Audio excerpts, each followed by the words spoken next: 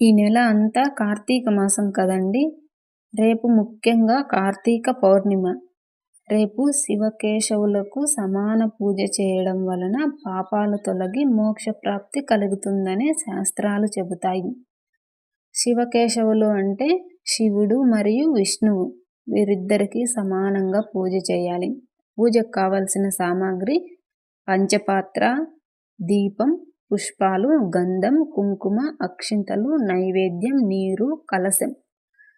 పూజా విధానం: ఆచమనము, సంకల్పము. ఇది విష్ణుమూర్తికి ప్రీతికరమైన మంత్రం. శ్రీ పరమేశ్వర విష్ణు ప్రీత్యర్థం కార్తీక మాస నిమిత్తం శివకేశవ పూజం కరిష్యే అని సంకల్పం చేసుకోవాలి. దీపం వెలిగించి దీపజ్యోతిర్ పరబ్రహ్మ అని ప్రార్థించాలి. కార్తీక మాసంలో ప్రతిరోజు దీపం వెలిగించడం ఎంతో పుణ్యప్రదం.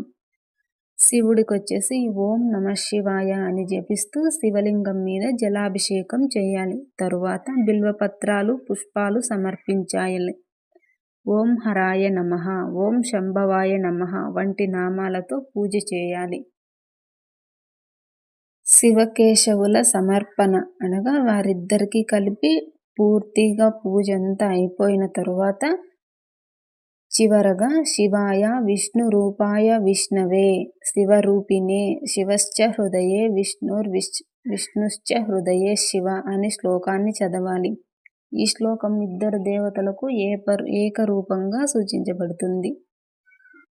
ఓం నమఃశివాయ, ఓం నమో నారాయణాయ అని ఈ మంత్రాలు 11 సార్లు లేదా 108 సార్లు జపించవచ్చు.